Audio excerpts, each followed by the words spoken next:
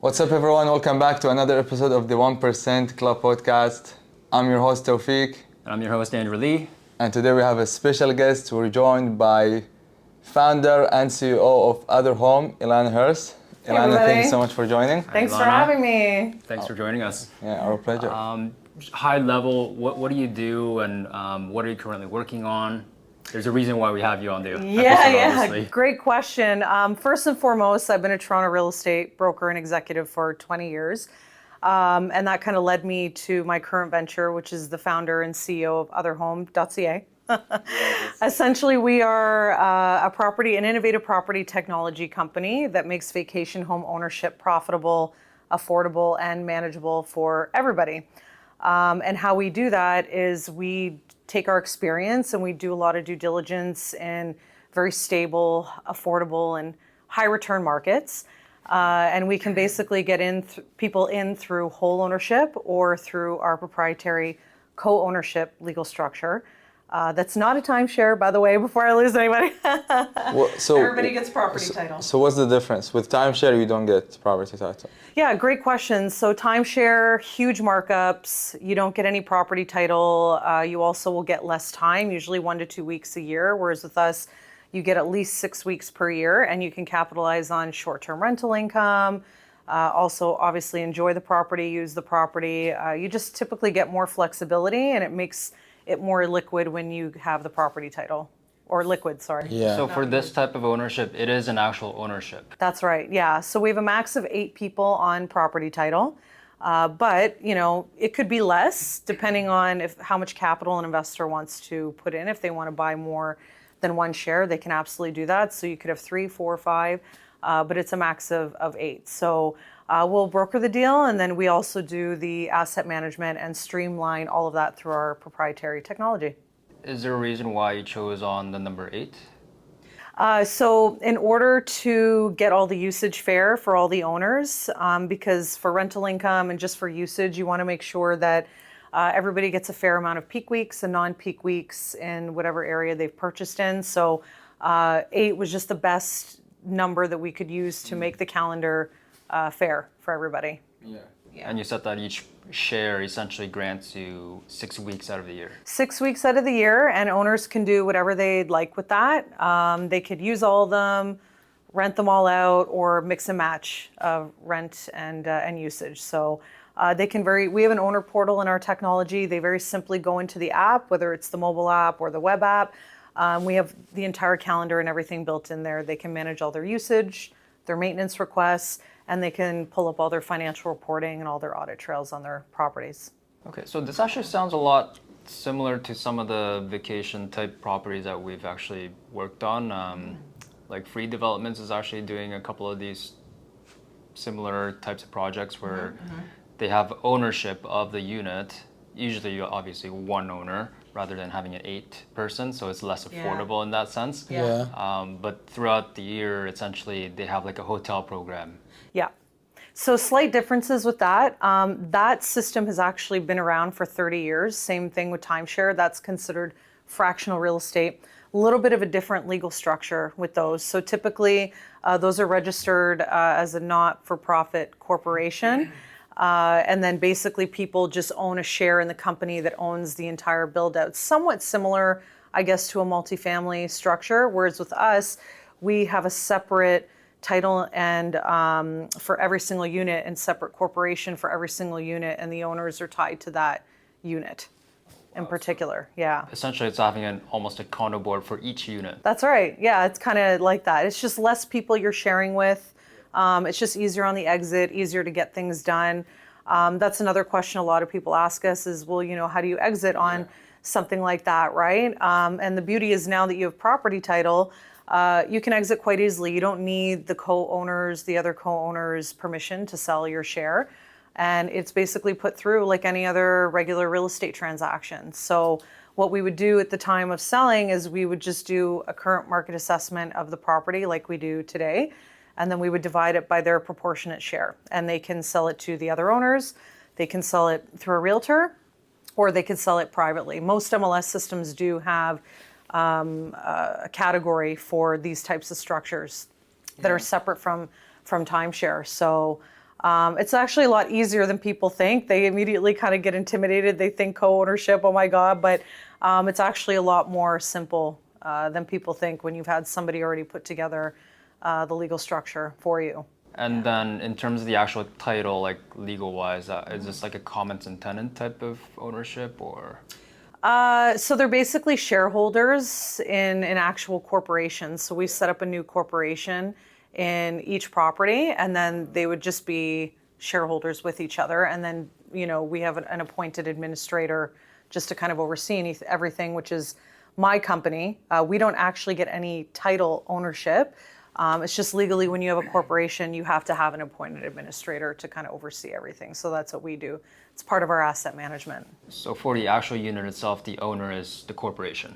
That's right. Yeah. And then all the owners are shareholders in that corporation. It's a very interesting concept. Like, I want to ask you, how did you come up with this? Is it, you've been in the industry for 20 years, you're saying, so is it like you found a lot of investors, they want to invest, but they cannot afford it? So this is kind of a way for people who want to invest in real estate. And Yeah, great question. So right now I'm an executive VP at my current brokerage. We've been around for 64 years. PMA Breather, if anybody wants to look it up.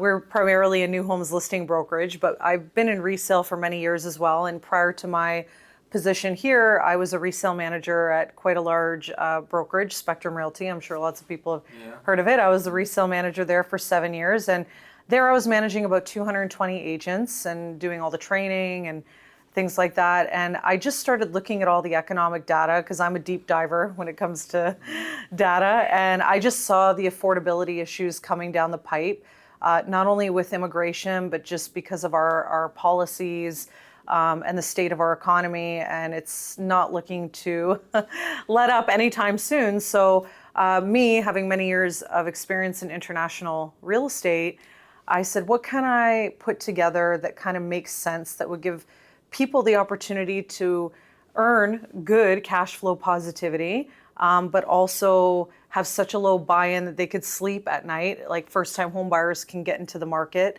and start cash flowing positivity right away. They can reinvest that money.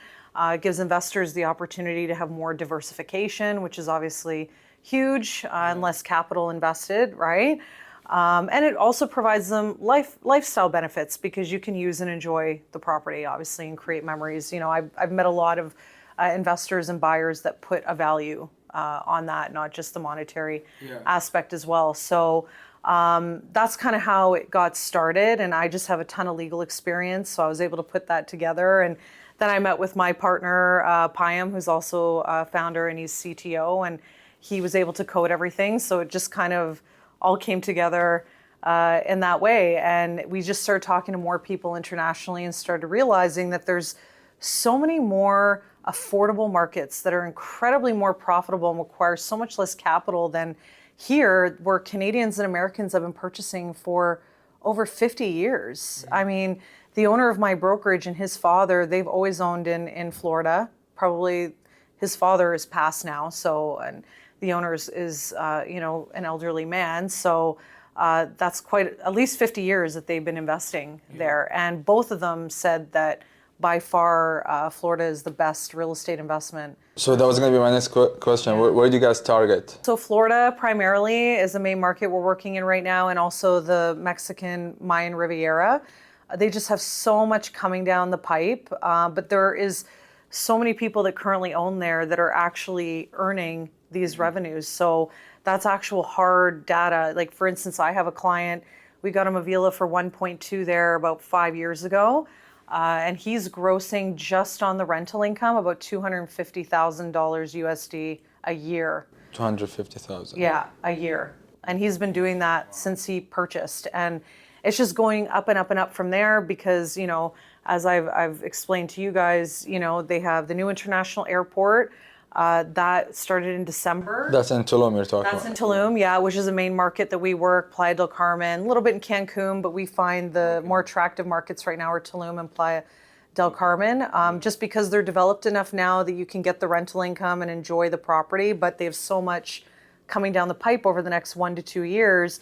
There's a lot of room for growth. Like, for example, the international airport, they had projected around springtime, a few months after they opened, that they would get about 700,000 visitors the first year. They actually exceeded that and got 900,000. And as of November next month, they're going to be doubling the amount of flights to get about 1.4 million visitors. Compared to Dominican, you're saying they get like 8 to 10 million the whole island on a good year, because that whole Mayan Riviera pocket gets around 33 million visitors a year because you get all the cruise ships from Cancun. And Tulum has some of the most preserved ancient ruins in that entire pocket, unless they want to go 2-3 hours to Chichen Itza or whatever it is. So a lot of people end up coming down there. Now to add to all that, you know, they're also getting the F1 racetrack. It's a $4 billion racetrack. It's going to be 20 minutes. It's going to be in between Tulum and Playa, so about 20 minutes. But yeah, that's going to be better than Dubai's. That's going to be done in 2026. Shangri-La, Nobu are all building hotels there, all in the pockets where majority of our inventory is. And I tell people all the time, you know, Dominican, great for vacationing. Costa Rica, great for vacationing. Canadians love those two areas. But when you're looking at it and you put your investor hat on, it doesn't make sense. Usually Costa Rica has more expensive buy-ins. For example, they only have like 2 months of peak season per year, which is not great for rental income. Dominican, huge oversaturation challenges there because the way that their infrastructure is developed, you know, you have huge master plan communities that are going in of 200 to 600 units. And you're competing with hotels that are all-inclusives that are comparable in price and also in better locations. Where Tulum really differs and Playa really differs is the hotels are so expensive. I was going to ask you, why would someone get Airbnb versus hotel? Exactly. So one reason, Florida and Mexico, they're very close together. They have about 10 months of peak season per year. Really, really great for visiting, vacationing, rental income, everything. And then also the hotels are just so astronomically expensive there because there's a lot of luxury hotels. And so people will look at the map and say, well, I can get an Airbnb 5 minutes away from that area for a quarter of the price, and I get washer and dryer and a bigger space and bedrooms. So it's very investor friendly. I've been going to these areas every year for like the last 14 years, so I know them very, very well and understand the markets very well. I have boots on the ground there. And not very many people have I had that said they're unhappy with their investment there. There's another property somebody I know has down there listed right now for 1.8 million US. They bought it, I think, around 6 or 7 years ago, and they gross around 375,000 a year US just on the rental income. Yeah. And I think that's possible because of the short-term rental, right? Exactly. So short-term rentals, the one thing I like about short-term rentals over a long-term tenant is, one, you can make like 5 times the money. Yeah. It's crazy cash cow. And the areas we work don't have any short-term rental restrictions. It would not be very advantageous for them to put restrictions because that's, you know, being in a tropical area, that's tourism is like their number one moneymaker. So, you know, you kind of have that safety net there. Are these all completed buildings?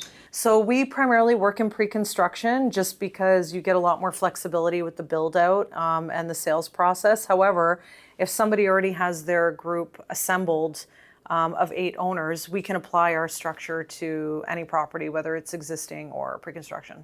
And this program is made to be, not program, but like this product is made to be as hands-off as possible as well, right? That's right, yeah. So we're total white glove property management service. So we'll do all the cleanings. You know, when tenants are there, we're, you know, helping them book stuff, putting together experiences. We do all the short-term rental marketing, all the maintenance. All the owners really have to do is go into the app and they can view everything from there. Full audit trails on their properties, all their reporting, everything. And obviously they're all furnished units? Yeah, so all of our prices include full luxury turnkey furniture packages. And these furniture packages, it's not just, you know, a couch and a chair and whatever. It's everything you need to be turnkey for a short-term rental, right? So plates, cutlery, linens, decor, small appliances, absolutely everything. Yeah. Would that, like, let's say the property you're talking about, you said I think 150,000 USD. So you divide that by 8, then each person will pay that their share, right? That's right, exactly. So I'm doing the math. It's about $20,000. That's right. For each share, you know. Yeah. So you can get Like, would you say that's the lowest projects you have, like in terms of price? We have some that are around 14,000. They're not as close to the beach. I think this one is the best value, but all really, really great product. I mean, we work with some of the biggest developers in these areas. We've had several meetings with them. They love what we're doing. They definitely see the value in it. You know, for example, like what happens, a lot of people ask if you can't assemble your whole group right off the bat, right? So I negotiate with my builders that, you know, once there's 1 or 2 shares sold in a property, they'll actually reserve it until closing, which gives us time to sell the rest. But if worst case scenario, there's any unsold shares, the builder will retain those and earn the rental income on them until we can sell them. Yeah. So, but as an investor, they don't have to worry about getting other people. Like if they want to buy with you, they can just pay their share and that's it, right? Yeah, exactly. If they don't want to use you said every owner will get about 6 weeks. They can rent out the entire 6 weeks, right? If they don't want to use They can do whatever they want with their weeks. Use them all, rent and use them. You know, I've been an investor down there for quite some time, and you know, that's what I do. I use it for 1 to 2 weeks out of the year. Because you're going to have about 20 to 30% vacancy on average in a lot of these areas anyway. So I just account those vacancy weeks as weeks that I would use it, and then I rent out the rest. Yeah. And what kind of returns roughly every person is looking? Yeah, great question. So all the areas that we work have at least, I would say, 8% net return every year just on the rental income. Could be all the way up to 16% depending on the area and the product. That's again net, not gross, plus your capital appreciation. And these areas usually appreciate, you know, 8 to 10% every year. That's what they've done and performed the last 5 to 10 years. Yeah, and again, you don't have a mortgage payment, right? So, and the operating costs are all split up. Like for example, that $150,000 property, you know, you buy 1 share, you have no mortgage, you get at least 6 weeks a year to do what you want. Enjoy it, and your operating costs are only going to be like $100 to $200 a month, which pays themselves off anyway in the rental income. But I mean, even if like, you know, let's say something crazy would happen and you had to cover, it's not like an amount where, you know, you're going to be stressed out and losing too much sleep at night. Yeah. So the no mortgage thing is actually a good thing to like focus on as well, because some people hearing this may not know, but because it's like a share thing where it's 8 owners on it, it's like less than 10% down for a property, right? And they're not getting any mortgage on it. That's right, yeah. So basically for co-ownership, it's too risky to do mortgages. If there's any sort of market volatility or, you know, owner defaults on payments, it just did not make sense. We spent a lot of time trying to think about that and make that happen, and it just would not work. So it's better to just do a cash deal. They're usually far less than a down payment anyway, what you're paying.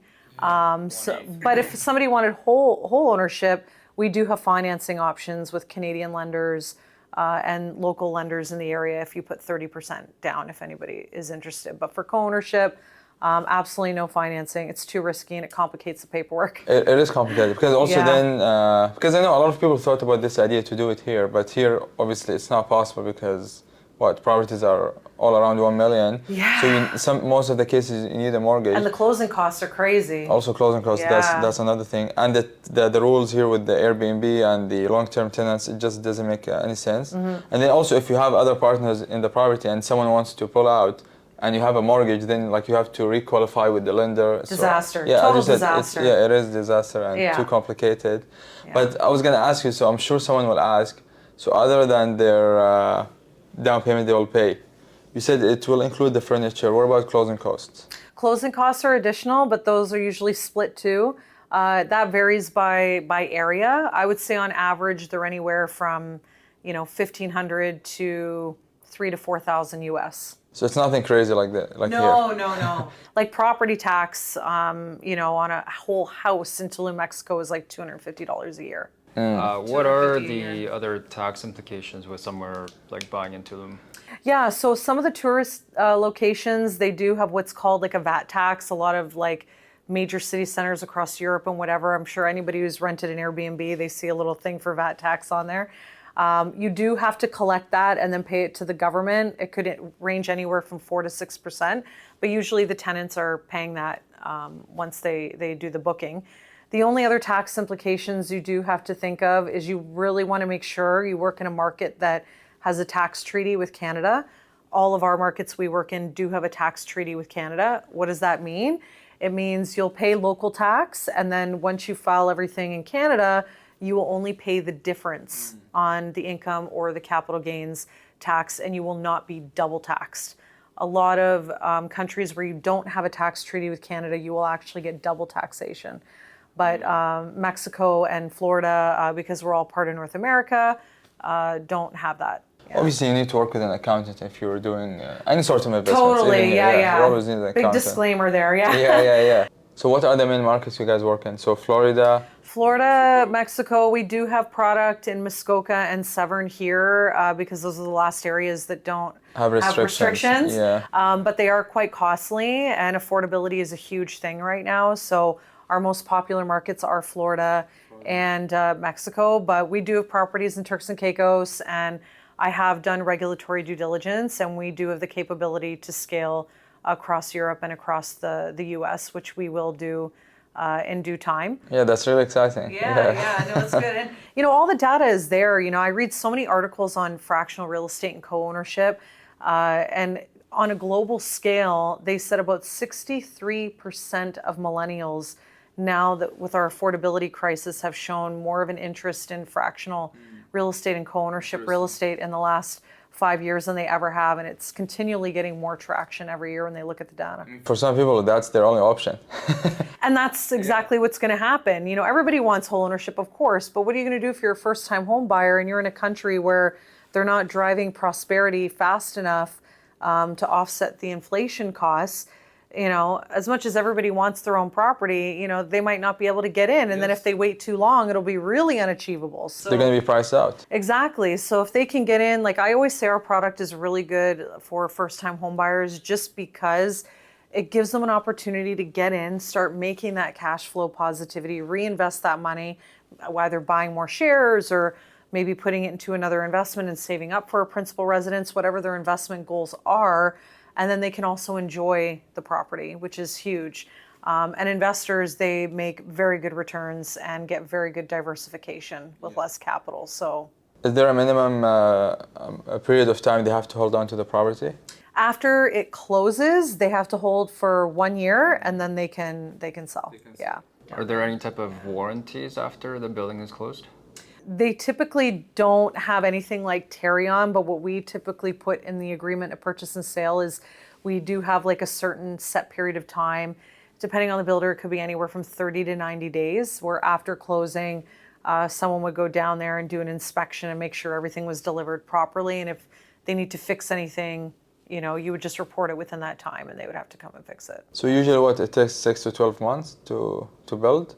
Yeah, usually 6 to 12 months down there. Yeah, once they hit their sales targets. Like the building process is very quick because it's not like here where it takes forever to get permits and things. And I'm assuming these are small buildings. They're not huge, like high-rise. Yeah, down there, they don't like high-rise. They like keeping everything very boutique. And honestly, it is better for rental income and resale and everything to have, more boutique buildings. And the 6 weeks, how is it distributed?